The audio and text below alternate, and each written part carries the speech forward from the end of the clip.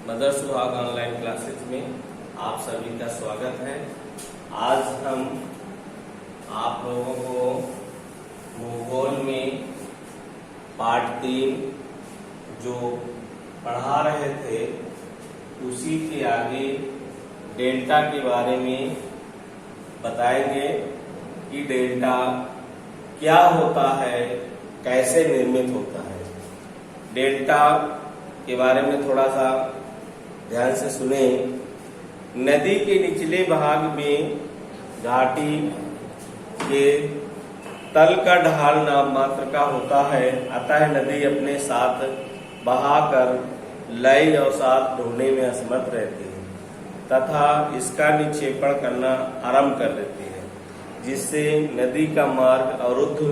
अतः जहाँ नदी अनेक धाराओं में बढ़ जाती है, इनका जल वृक्षों की जड़ों की भांति अनेक शाखाओं से होकर बहने लगता है। मतलब कहने का तात्पर्य ये है कि जो ये नदियां अपने साथ मिट्टी के कण या बालू या कूड़ा करकट जो भी बहा के लाती है, धीरे धीरे करके एक जगह इकट्ठा हो जाती है, जिससे कि एक माटी के टीले के रूप में बन करके तैयार हो जाता है।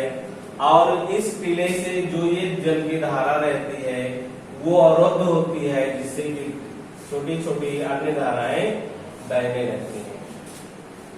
इन्हीं अन्य धाराओं के बहने को ही वृक्षों की भांति जो कहा गया है, जैसे वृक्ष होते हैं जो इसकी जो जड़ें होती हैं ये अनेक रूप में होती हैं, उसी तरीके से ये नदियों का जो जल है वो अनेक रूप ले लेता है।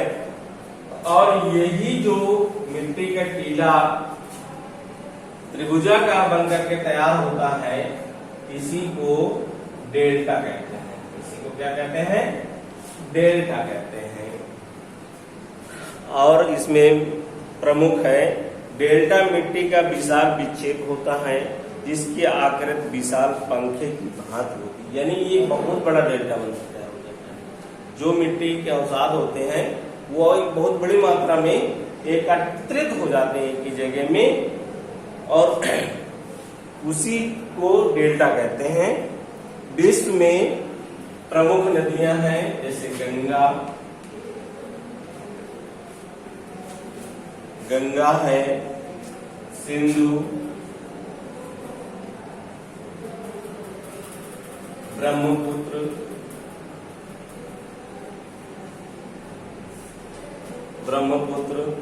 अमेजन,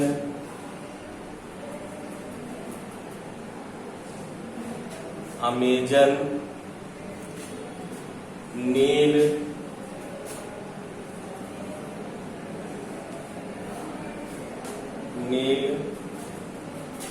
नदियां।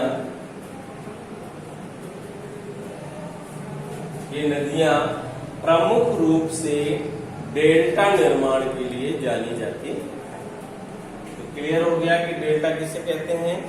डेल्टा का मतलब है नदियों द्वारा जो अपने साथ अवसाद बहा कर लाती है और वो एक स्थान पर अधिक मात्रा में एकत्रित हो जाता है और एक बड़ा रूप ले लेता है, जिससे नदियों का बहता जल वो अवरुद्ध होना शुरू हो जाता है और अनेक स्थान बना लेती है नदियां, उसी को कहते हैं डेल्टा।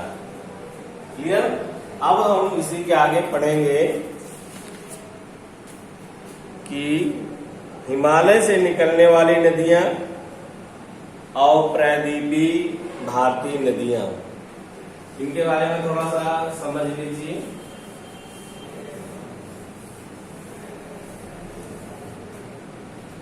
हिमालय से हमने बता चुके हैं। वैसे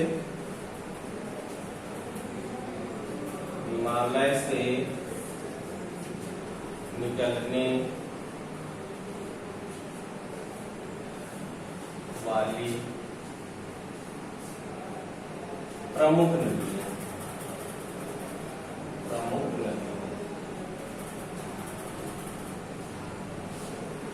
देखिए हिमालय से प्रमुख नदियां जो हैं आपकी, जैसे मान लीजिए गंगा है, यमुना है,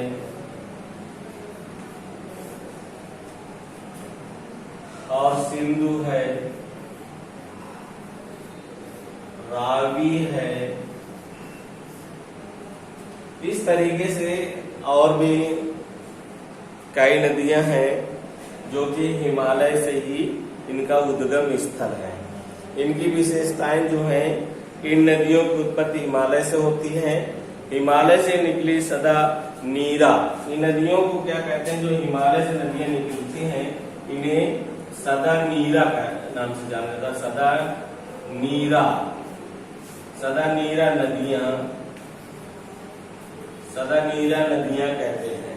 सदा नीरा का मतलब होता है कि इन नदियों में कभी भी जल नहीं सूखता है, पूरे वर्ष भर नदियों में जल बना रहता है। आप उदाहरण के तौर पर, जैसे कि हम फतेहपुर के निवासी हैं, हमारे जिले में 2 प्रमुख नदियां पाई जाती हैं, गंगा और यमुना। आप देखेंगे 12 महीने उनमें पर्याप्त मात्रा में जल बना रहता है, वो कभी भी सूखती नहीं। यही इसके कहने का मतलब है, जो नदियां हिमालय से निकलती हैं वो सदा नीरा नदियां होती है, यानी हमेशा इनमें जल बना रहता है, कभी भी सूखती नहीं है। हिमालय से निकलने वाली नदियां समतल मैदानी क्षेत्रों में बहुत ही मंद गति से प्रवाहित होती हैं। मतलब जैसे समतल जो, जैसे हमारे यहाँ की जो जमीन है, यहाँ की जमीन क्या है, समतली है, तो यहाँ की नदियों की धारा जो होती है कम तेजी से प्रवाह होती है, यानी धीरे धीरे बहती है। और यही अगर पहाड़ी क्षेत्रों में है तो वहां की जो प्रवाह है नदियों का वो तीव्र गति से होता है। इसी में एक और है, हिमालय से निकलने वाली नदियां अपवाह क्षेत्र में विशाल होती हैं। अपवाह क्षेत्र में ये नदियां का बहुत बड़ा भाग होता है। इसी तरीके है प्रायद्वीपीय भारत की नदियां,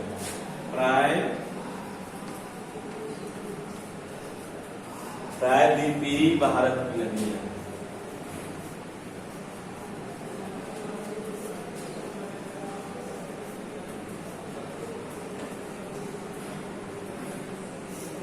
ये नदियां हैं जो, इन नदियों का क्या मतलब है, प्रायद्वीपीय भारत की नदियों का, इनकी उत्पत्ति वर्षा तथा भूमिगत जल से होती है। इन नदियों का जो उद्गम होता है वो होता है वर्षा के जल से, या फिर होता है भूमिगत जल से। भूमिगत जल मतलब भूमि के अंदर से जो पानी निकलता है उसके माध्यम से इन नदियों का निर्माण होता है। ये नदियों की क्या विशेषताएं होती हैं, ये नदियां पहाड़ियों एवं पठारों से निकलती हैं।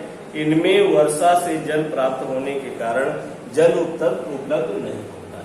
ये नदियों की ये विशेषता मेन है कि ये नदियां वर्षा के जल से प्रवाहित होती हैं, इसलिए ये नदियों में पूरे साल मतलब जल पर्याप्त मात्रा में नहीं रहता है, यानी कि ये नदियां क्या हो जाती हैं, सूख जाती हैं। ग्रीष्मकालीन में ज्यादातर नदियां सूख जाती हैं। और हिमालय जो नदियां होती हैं उनमें विशेषता है कि वो नदियां पूरे वर्ष भर उनमें पानी बना रहता है, वो कभी भी नहीं सूखती हैं। लेकिन प्रायद्वीपीय नदियां जो होती हैं ये क्या हो जाती हैं, ये सूख जाती हैं, इनमें पर्याप्त मात्रा में पूरे वर्ष पानी नहीं रहता है। इनकी अगली विशेषता है, ये नदियां पहाड़ियों एवं पठारों से निकलती हैं। इनमें वर्षा से जल प्राप्त होने के कारण जल उपलब्ध नहीं होता। अगला है, प्रायद्वीपीय भारत की नदियां असमतल, उबड़ खाबड़, पथरीले भागों में तीव्र गति से प्रवाहित होती हैं। कहने का तात्पर्य वही है कि जैसे हमने आपको उसमें बताया कि जो पहाड़ी ढाल से नीचे की ओर उतरती हैं तो वो नदियों की क्या होती है, रफ्तार अधिक होती है। उसी तरीके से ये नदियां जो अभी स्थान है जहाँ उबड़ खाबड़ है, पथरीली भाग है, वहां पर ये नदियां तीव्र गति से बहती हैं। लेकिन जो समतल जमीन है वहां पर ये नदियों का प्रवाह धीमा होता है। अगला है, प्रायद्वीपीय भारत की नदियां अपवाह क्षेत्र बहुत छोटे होते हैं। प्रवाह ये जो नदियां होती हैं प्रवाह प्रायद्वीपीय नदियां, इनका प्रवाह क्षेत्र छोटा होता है, यानी ये छोटी छोटी नदियां ज्यादा होती हैं। और जो हिमालयी नदियां होती हैं इनका प्रवाह क्षेत्र बड़ा होता है, विशाल होता है, और ये नदियां ज्यादातर सारी नदियां बड़ी नदियां होती हैं। यही इनमें अंतर है हिमालयी नदियां और प्रायद्वीपीय नदियों में, इसको अच्छे से ध्यान देना है। अगले हम आपको बताएंगे कि पूर्व में बहने वाली नदियां और पश्चिम में बहने वाली नदियां कौन सी हैं।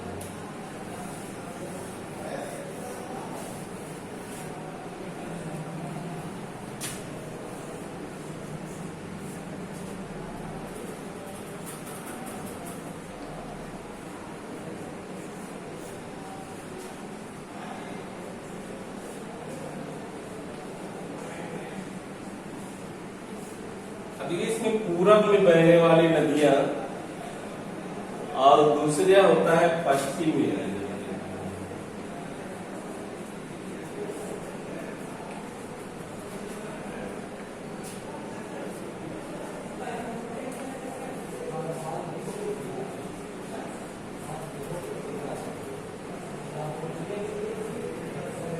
ये दो नदियां हैं, एक पूरब की में बहने वाली नदियां हैं और दूसरी पश्चिम में बहने वाली नदी।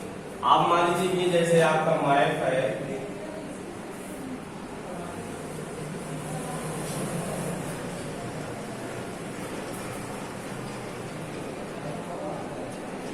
तो ये जो स्थान है ये है पूरब और ये होता है पश्चिम। अब इसमें कह रहा है कुछ नदियां हैं जो पूरब की ओर बहती हैं और कुछ नदियां हैं जो पश्चिम की ओर बहती हैं। पूरब की ओर बहने वाली नदियां यानी इस तरफ जो बहती हैं, ये इनका उद्गम स्थल होता है बंगाल की खाड़ी।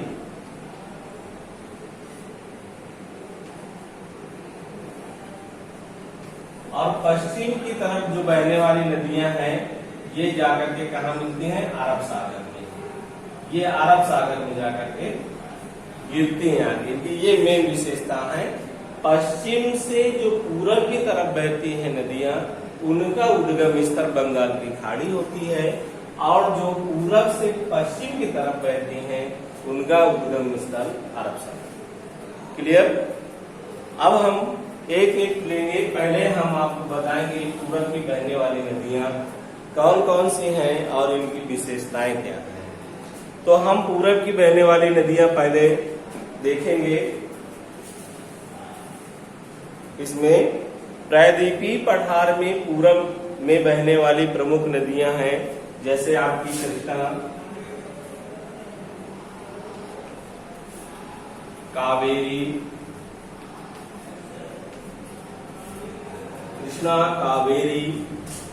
गोदावरी,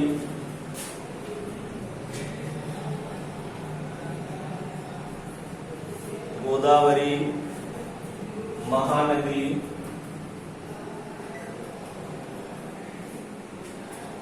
गंगा भी आपकी पूरब की तरफ ही बहती है। इस तरीके की ये प्रमुख नदियां हैं जो पूरब की तरफ बहती हैं और ये जाकर के कहां पर एक साथ मिलती हैं यानी गिरती हैं, बंगाल की खाड़ी। इसकी और विशेषताएं, ये नदियां डेल्टा बनाती हैं। ये नदियां क्या करती हैं, डेल्टा बनाती है। अभी हमने आपको समझाया कि डेल्टा क्या होता है। डेल्टा का मतलब ये होता है जो नदियां अपने साथ पानी मतलब अपने साथ जो मिट्टी को बहा करके लाती है और वो एक जगह ज्यादा मात्रा में एकत्रित हो जाती है, उसी को डेल्टा कहते हैं। अगला है, इन नदियों की लंबाई अपेक्षाकृत अधिक होती है। ये जो पूरब की तरफ नदियां बहती हैं, ये नदियों की लंबाई क्या होती है, अधिक होती है। अगला है, ये नदियां पश्चिम घाट के पर्वतों से निकलकर पूरब की ओर बहती हुई बंगाल की खाड़ी में गिरती हैं। ये आपको हम बता ही चुके। आगे है, ये नदियां कम गहरी एवं तंग घाटी मार्ग में बहती हैं। ये नदियों की विशेषता है कि ये भी आपको याद रखना है, ये नदियों की गहराई कम होती है और ये तंग तंग का मतलब होता है जहाँ उबड़ खाबड़ स्थान है, जहाँ निकलने में मतलब नदियों की समस्या होती है, वहां से ये विशेष करके बहती है। इनमें विशेष रूप में आपको याद रखना है, पूरब की में बहने वाली नदियों का उद्गम स्थान क्या होता है? बंगाल की खाड़ी होता है।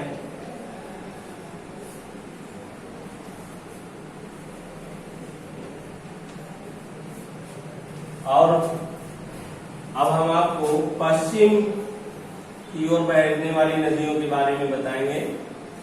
पश्चिम में बहने वाली नदियां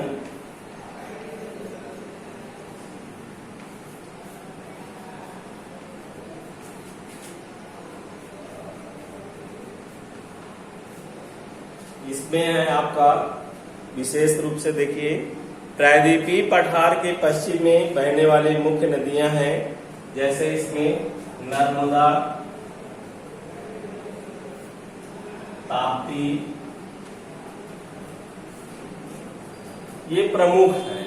और इसके अतिरिक्त है तो बहुत, लेकिन मुख्य रूप से नर्मदा और ताप्ती के बारे में ही याद रखना आपको।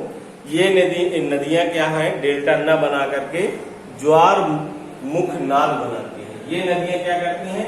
ये डेल्टा तो नहीं बनाती, लेकिन क्या करती हैं? ज्वार नाल मुख बनाती है। इसका मतलब भी होता वही है, लेकिन क्या होता है? डेल्टा का छोटा रूप होता है। ये क्या करते हैं? ये जो अपने साथ मिट्टी यानी अवसाद को बहा करके लाती हैं, वो ये भी एक जगह आकर के एकत्रित हो जाती हैं, और इसके जो आकार होता है, इसका आकार एक मुख के तरीके हो जाता है।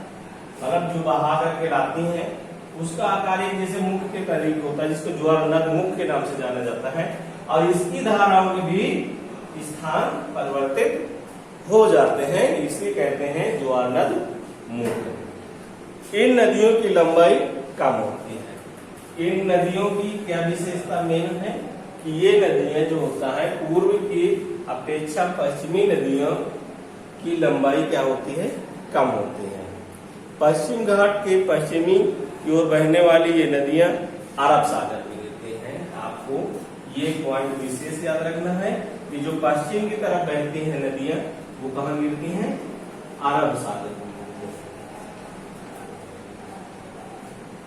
और जो पूरब की तरफ बहती हैं नदियां, वो बंगाल की खाड़ी में गिरती हैं। ये इनकी विशेष ही विशेषताएं हैं। ये नदियां बड़ी तंग और गहरी घाटियों से होकर बहती हैं। तो ये नदियों को आपको विशेष याद रखना है कि पूरब की तरफ बहने वाली नदियां बंगाल की खाड़ी में और पश्चिम की तरफ बहने वाली अरब सागर में बहती हैं। इनमें प्रमुख नदियां, पूरब की तरफ बहने वाली प्रमुख नदियां कृष्णा, कावेरी, गोदावरी, महानदी, और पश्चिम की तरफ बहने वाली नदियां नर्मदा, ताप्ती है, जो कि अरब सागर में। ये समझ में आया बेटा? अब आप लोगों को क्या करना है, थोड़ा सा हम एक चित्र के माध्यम से आपको समझा रहे हैं, इसको समझेंगे।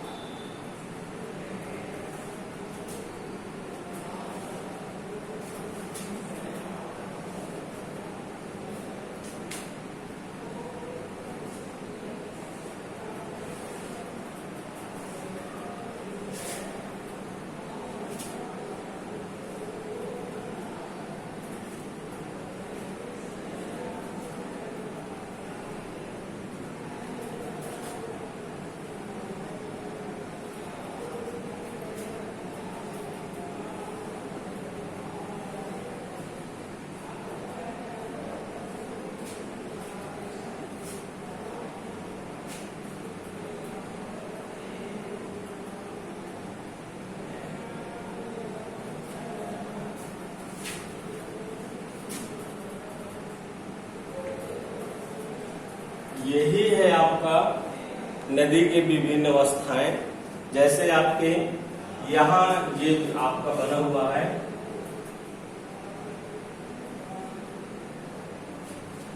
तो यहाँ नदी के स्रोत है, यहाँ से क्या निकलते हैं, नदियां निकलती हैं, ये नदी के स्रोत है।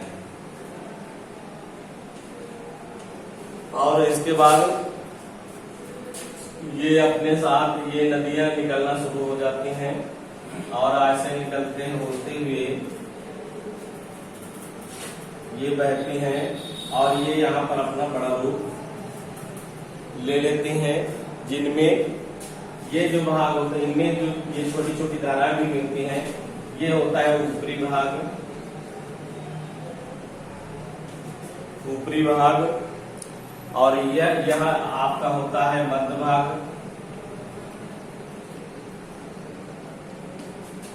मध्य भाग। और ये जो आपका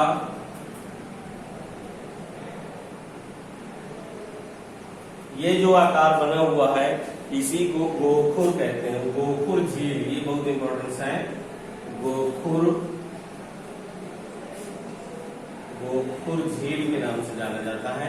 आप इसमें देख रहे हैं कि आस्ती आकृति से गुर्ग जैसे जानवरों की पैर होते हैं ना, खुर जिसको कहते हैं, उसी आकार का बना है। इसी को ही गोखुर झील के नाम से जाना जाता है।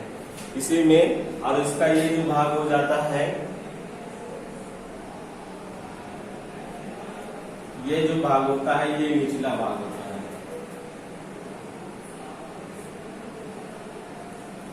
ये निचला भाग होता है। और ये जो धारा बनती है ये, इसका क्या नाम होता है, इसका नाम होता है विसर्प। इसी को विसर्प कहते हैं। इसको हम समझा भी चुके हैं आपको विसर्प किसे कहते हैं। और ये जो एक साथ मिलकर करके यहाँ आप देखा है कि अवसाद इकट्ठा हो जाता है, यानी ये पत्थर है, बालू के कण है, इसी को कहते हैं डेल्टा कहते हैं, डेल्टा कहते हैं। तो ये चित्र आपका बन करके तैयार हुआ है और इसी के माध्यम से आपको हमने समझाने का प्रयास किया है।